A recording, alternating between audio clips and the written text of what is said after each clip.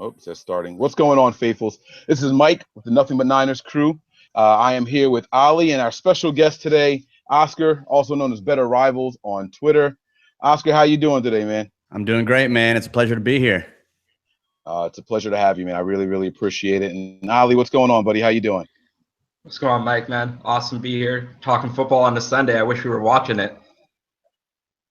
Yeah, I mean, if you can't watch it, the next best thing is talking about it, right? Almost like barbershop talk. So that's what we're going to be doing here today. So I would give a little backstory about what spawned this conversation. I was listening to the Better Rivals podcast the same day I was editing, and they were discussing this Mike Lombardi rumor that Navarro Bowman, and I knew for sure no one else had heard that podcast. And I was like, I can't wait to talk about this, man. This is going to be good. And I started listening to you and David, and I'm like, damn it, they beat me to it, man. I had to DM you right away, like, man, you guys got me. That was good. I knew I was going to be the one that cause the hysteria, and you guys beat me to it, man. Absolutely love it. You guys are on the grind over there, man. So for the people who are watching, I highly doubt that you don't already listen to theirs, but you guys should check it out. The Better Rivals podcast. I know they're on SoundCloud and iTunes. I don't know what other platforms you guys are on, but they're all by Niners Nation. It's very informative. You guys have a lot of fun doing it, and I enjoy listening to it, honestly. Yeah, it's a ton of fun, man. We started the podcast. I started it actually without David, believe it or not. At this point, almost 5 years ago, and then when David got back from his deployment, he jumped back in, and it's a lot of fun, man. We just two guys who love Niners football, love to talk about it, and drink a couple beers every now and again. So it's been a blast, and we have a ton of fun doing it. Yeah, you guys have a very nice following over there. I see your numbers, and I get jealous. And I know Ollie's a big fan also. He's telling me before. I think you guys were talking a little before we started recording also. Ollie's a big fan, submits questions and things like that, right, Ollie? Oh, yeah, man. Huge fan, been listening. That was one of the first podcasts, Niners podcasts I listened to was the Better Rivals one. So been there for there.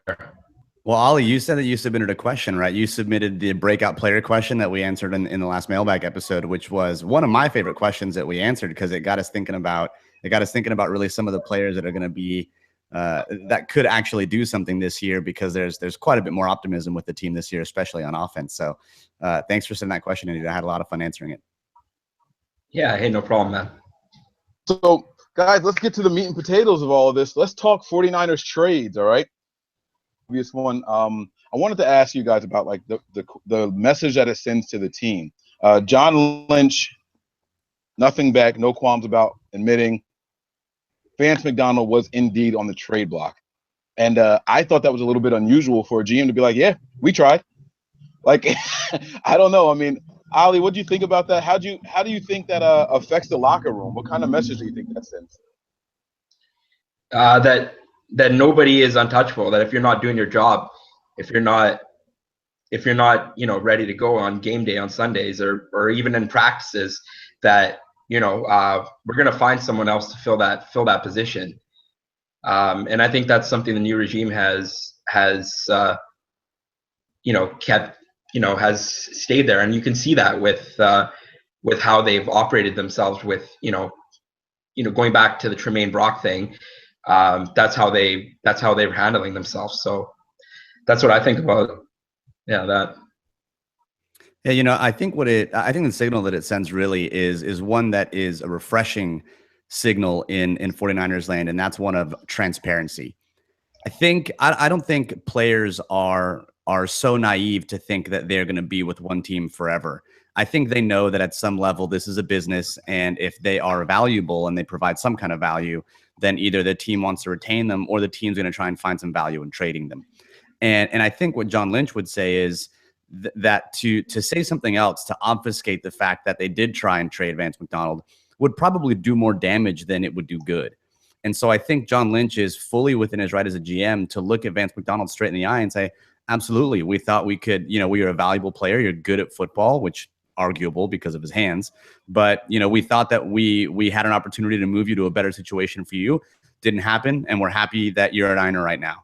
And I think that as a player and as a person, that Vance McDonald would respect that more than maybe someone saying, "Oh no, what are you talking about? We didn't try and trade you." Yeah, we tried to trade you. No, what are you talking about? We didn't try and trade you. Yeah, we're trying to trade you. Like that. That's the thing that people were really upset about Balky. Yeah, absolutely. I mean, Balky was the type of guy that whatever happened is in the past, and we're not going to discuss that, and it doesn't make a difference. And we have this roster here, and we're very happy with the guys that are here right now. We're going to move forward with them. I mean, just a typical Balky ass response. I mean, Yep. He would deny it. I mean, if the guys are there, they're there, and that's the way he acted.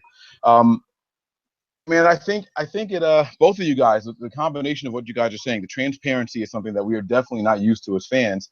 And to Ali's point, it's gonna light a fire behind these guys. It's gonna make these guys realize that together, I'm possibly gonna be out of here. This is where I want to be. I got to step it up a little bit. But what about Lombardi's story?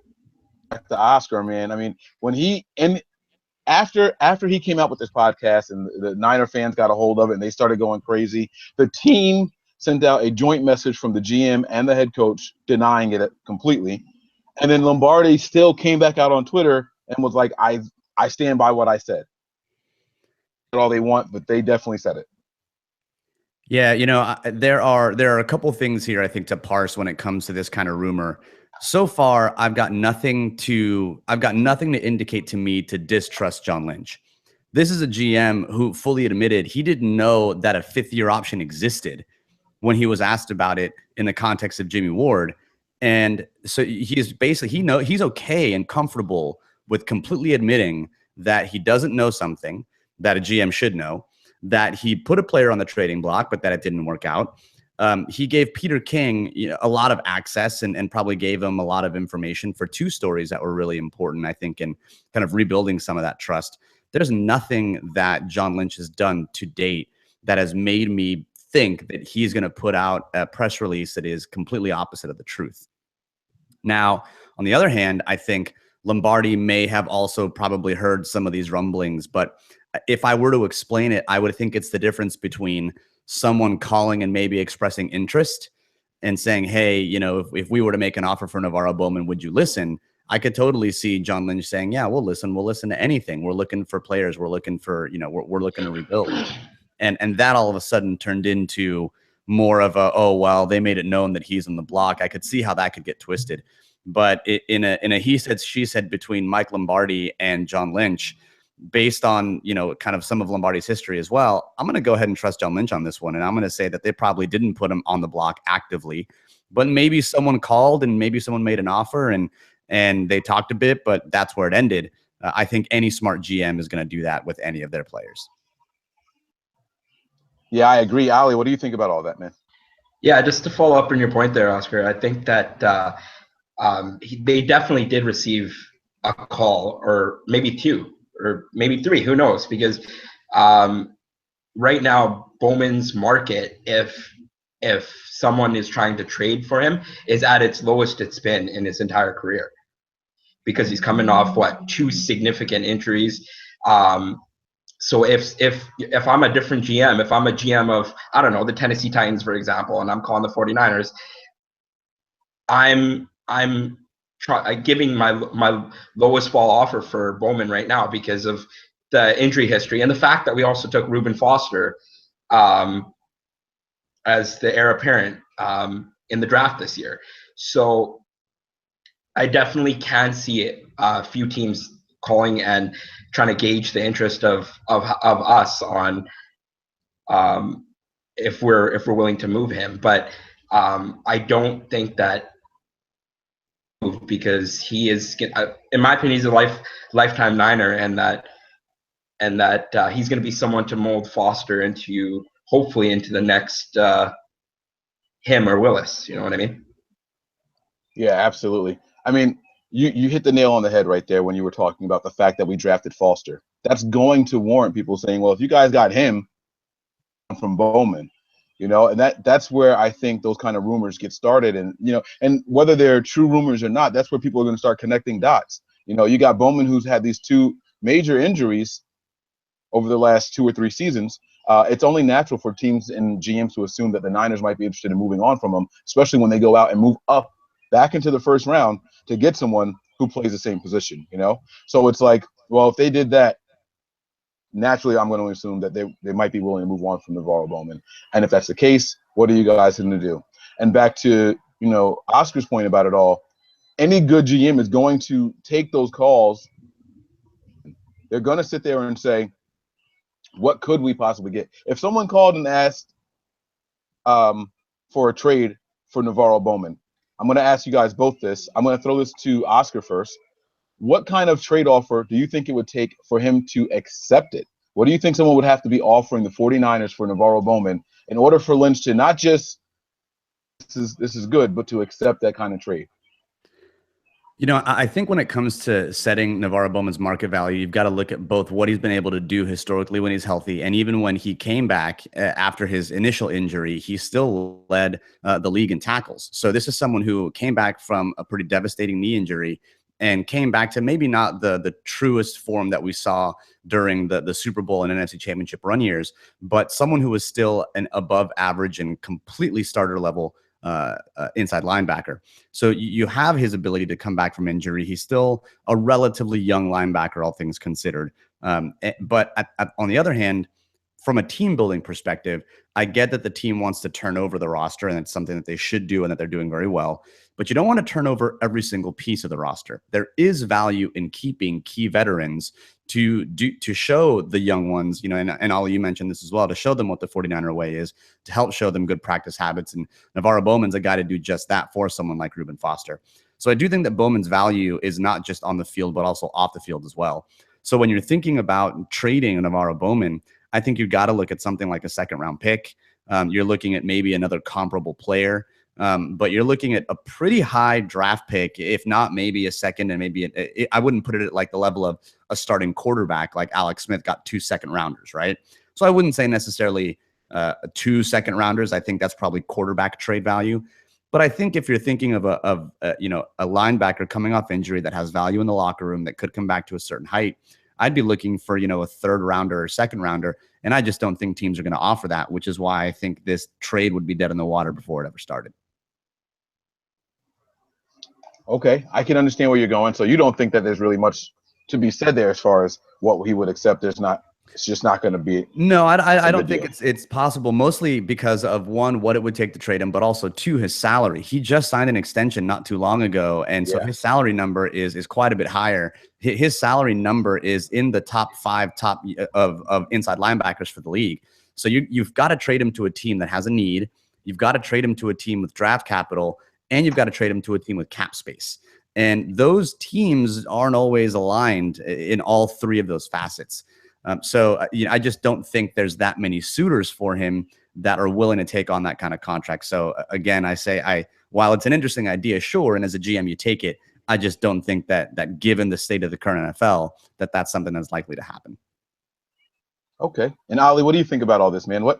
Make me an offer. I'm John Lynch. What team are you, and what are you trying to give me to make me come off of Navarro Bowman? Well, I'm definitely not trading him in the NFC West. That's for sure. If I'm trading Bowman, I'm moving him to like the AFC South or something, man. Like far away, because if you move Bowman, you know he's going to be he's one of those guys, like he'll be like, you know what, he'll take that as a slight to him, you know what I mean, and he'll be like, I want to, you know, punish the Niners for moving me. But if I'm a opposite GM, I'm looking for and I'm making an offer. And I'm John Lynch. I'm taking no less than at least a second and maybe a prospect or something. I don't know. Something like that, because Bowman still has tremendous value. And touching on the Michael Lombardi podcast, that specific show, funny about it was when I was listening to it, it was players. I think they were coming up with players that they think that are on the market, and they were just coming up with like scenarios and stuff like that, like rumors of what they think they've heard. So again, I'm not taking too much stock into the fact that Lombardi said this, you know what I mean? It seems a little bit out there, but again, it's fun to talk about, especially in the off season. gives us something to talk about like right now on a Sunday there. Yeah, I mean, this is the thing. That whole podcast, it was a bunch of hypotheticals, but when it came time for that specific part, Lombardi went out of his way and said, I know that the Niners have had these conversations. He went out of his way for that specific player, he's healthy and he's available. And then, like I said, he reiterated it on Twitter. So that's why it was a little weird to me. It was like everything else seemed like a hypothetical, and they were coming up with situations and scenarios as to why certain teams would be willing to move on from certain veterans. But when it came time for this one, he emphasized that this was something that, and that's why I kind of caught, I think, my ear, and then as well as the ear of David and Oscar over at the Better Rivals podcast. This is what I think. I think if a team like the Raiders were to come knocking for someone like Navarro Bowman, John Lynch, and the Raiders would be interested in a team that, they have it on offense and they're just looking to get it together on defense. Like you said, Ali, keep him out of the NFC. Type of guy that, like you said, he looks for any and every reason to put another chip on his shoulder to add some motivation to him. And you don't want to leave him possibly bite the 49ers in the ass. So I think if the Raiders were to come knocking, a third rounder and maybe a future fifth or sixth rounder, something that could move up depending on if he makes a Pro Bowl or something like that, because I would take nothing less than a second rounder and some. But here's the thing, Navarro's coming off of an Achilles tear and an ACL tear, or MCL. Which one was it? Was it MCL or ACL? Oscar? It was all of them. It was both, yeah. His whole knee was just shattered. And basically, not for that, he did come back, and he came back well, don't get me wrong, but these are still two major injuries. This is someone going in his 8th year now in the NFL. He's aging.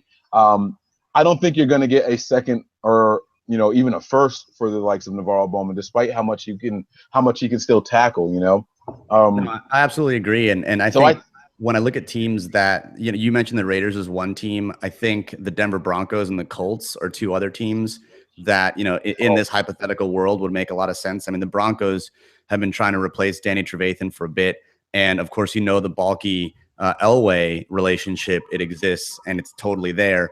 If you read the Monday Morning Quarterback article, Elway is texting and calling John Lynch and giving him pointers and saying, "No, I think this is what's happening. I think that's what's happening." I mean, those two guys are tight. Yeah. And you got Adam Peters, of course, in that front office as well. So the problem with Denver, though, is that they only have $12 million in cap space. So you got a contract for Navarro Bowman that's about $10 million a year on average. That eats up all your cap, which is why, again, I don't think that a trade like that is possible. The only other team I would think is the Indianapolis Colts. They've got almost $20 million in cap space, about $19 million. Another team that needs defense, among other things.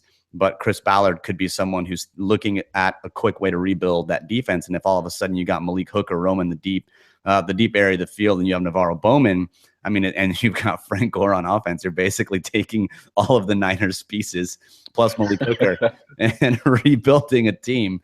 But those are the two teams that would jump out at me if this were to happen. But again, I don't think that that's, to the point, something that's going to happen just because of what the Niners might want to give up, or rather what the Niners would require in order to trade him. And to your point, what it would take, because if I'm a GM making that trade, I'm saying exactly what you just said. I'm saying 8 years in, 2 major injuries, yes, he could come back, but the likelihood is that he comes back at 75% of himself and then falls off the linebacker cliff. And I'm not going to give up a second or third rounder for that. I'll give you a fifth. And then John Lynch is like, "Hey, it's been fun. Let's go have a beer," because we're not doing this trade. Yeah, I didn't even think about the Colts, man. That's oh my God, that would be like that would be the spot. You're absolutely right. But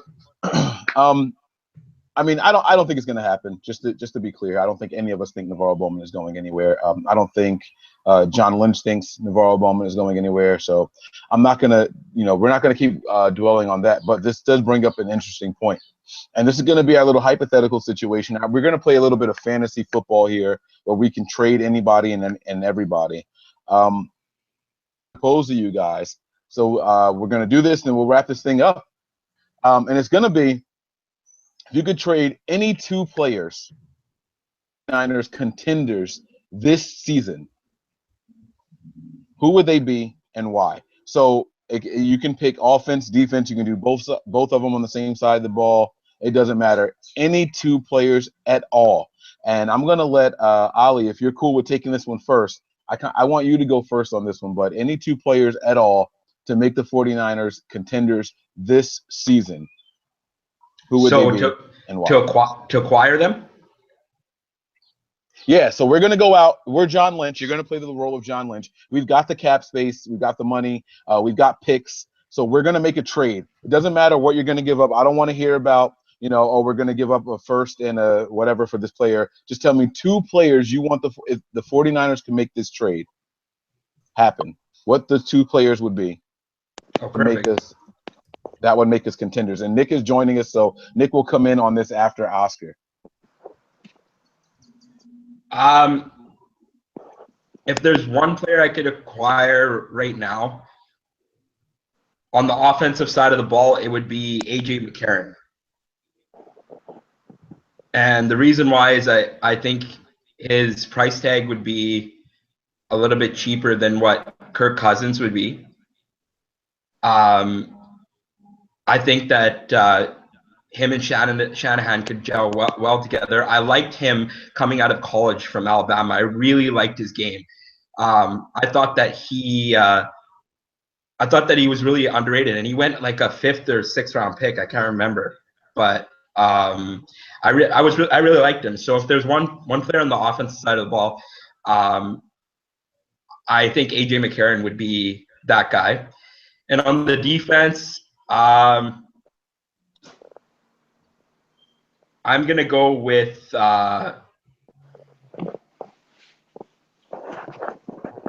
it can be anybody, bro. Like anybody. You tell me JJ Watt, I would understand why.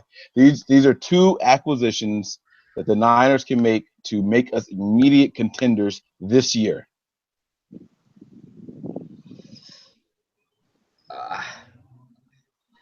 I'd say like someone like a Patrick Peterson or something like that. In the secondary. Yeah. Okay. Someone like a Patrick Peterson. So AJ McCarron and Patrick Peterson would be my two guys. I like it. I can see where you're going with that. But you think AJ McCarron is going to be able to beat out Brian Hoyer and Matt Barkley? Absolutely. Put them in there right away. Okay. That's interesting. Oscar, I can't wait to hear what you have to say, man. I like that. I like it. This is going to be good. So, you think about the two premier positions in the NFL, the two that get paid the most money for a very, very good reason, quarterback and pass rusher. Those are going to be the two positions you're going to want to upgrade immediately because they're two positions where the 49ers are a little empty-handed. The cupboards are bare. Aaron Lynch, I'm sure, will be good at eating cheeseburgers, but I don't know how good he's going to be at rushing the passer from the edge roll, right? Solomon Thomas, it's a projection. You have no idea how he's going to do. So if I have full control to do whatever the hell I want, then I'm going to get the best quarterback and I'm going to get the best pass rusher. And that is Aaron Rodgers. And that is going to be one Mr. J.J. Watt. And if you don't want J.J. Watt, then Aaron Donald or Von Miller. I'd even go Vic Beasley here, right? Because Vic Beasley's shown that he could produce in the system that the 49ers will be running on defense. But the quarterback position is the number one thing you got to upgrade. And if I'm trading for this player, you don't want to go with someone who is too old. You don't want to go with someone like a Tom Brady who might fall off the cliff soon. But you also don't want to go, necessarily too young because you don't know whether or not one season of glory is replicable.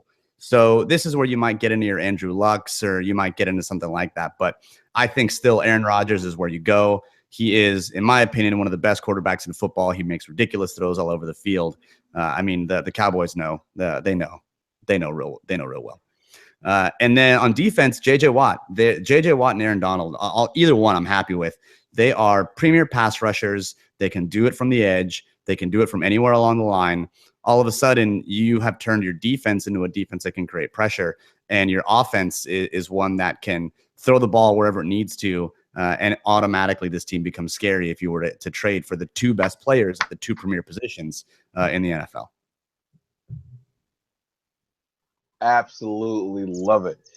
All right, so we got AJ McCarron and Patrick Peterson. We have Aaron Donald or JJ Watt. Oh, you know what? We're gonna go with Aaron and Aaron. You know, we can do Aaron Donald. And, All right. Fine with that. I'm fine with that. so I'll do it that way. It's going to be And the then, all Aaron team. Yeah, that's it. That's it. I like it. Nick, man, come on. You can't let us down, Nick. Are you there, buddy? What's going on? Hey, can't stay in long, but I just jumped in. Just wanted to touch base with you. Oscar, once again, thanks for joining us, buddy. Hey, Ali, what's going on, buddy? What's up, buddy? So you guys are making it a little tough on me, man. It's okay to I mean, repeat. obviously, It's okay to repeat.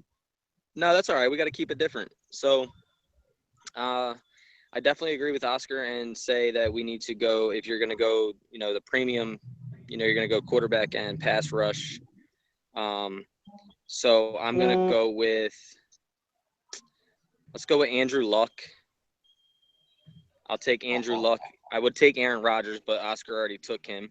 I think Andrew Luck would fit good in that system with, type play action. He's got a good arm.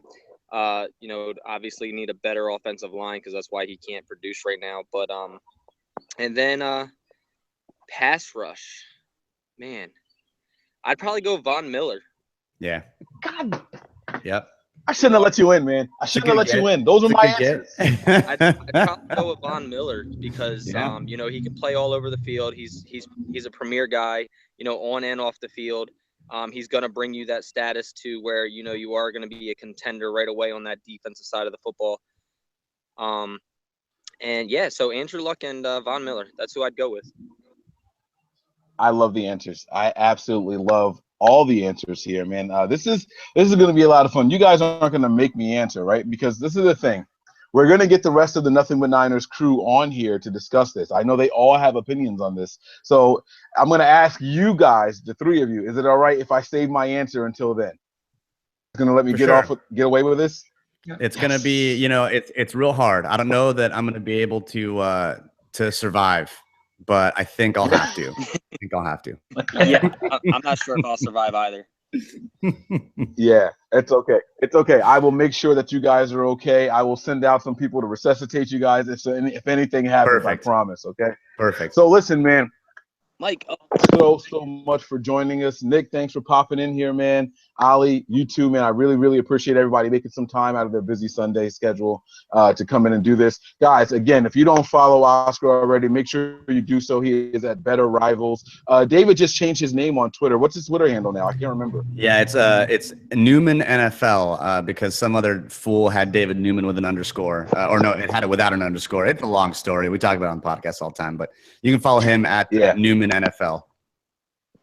Guys, subscribe to their podcast. It is great. It's very insightful. I mean, they give you all the breakdowns. They give you logistics of everything, the stats, give you guys DVOA, everything that you want to know not just why they like players, but they give you the logistics of it all as well.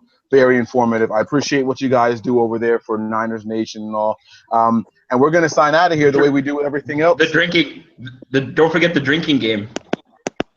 Yeah, that's right. That's right. Oh my God, how can I forget that? They come up with drinking games throughout the year. Yeah. Every time something is said or done on the field, we take a drink. It's gonna be difficult this year because we got a whole new regime here. Oh so no, I don't man! know what we're gonna play. We're already creating the rules, man. We've already got a couple drafts. We've already got like a couple of rules already. There are some mainstays. There are some normal ones, like if it sounds dirty, but it isn't, you drink. Those are the ones that are going to be there. Yeah. But don't worry, we're going to hit you with a new drinking game this year.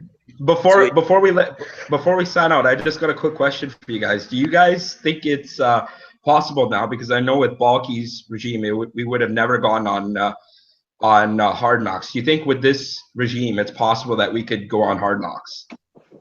Yeah, I think so.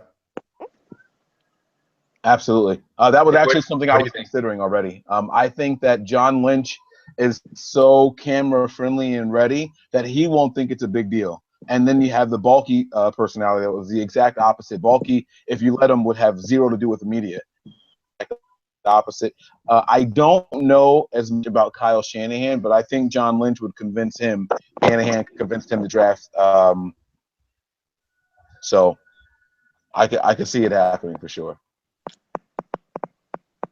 Yeah, definitely. Yep. Guys, we're going to wrap this up. This was a nice, fun, quick episode here. You guys, again, make sure you follow Newman NFL or David? What was it? I forget. Damn it. David At Newman. Newman NFL. Newman NFL, or you follow Better Rivals. Subscribe to their podcast. Subscribe to our podcast. Check out our website. That is www.nothingbutniners.com. And above all else, we're out of here. If I can, my mouse.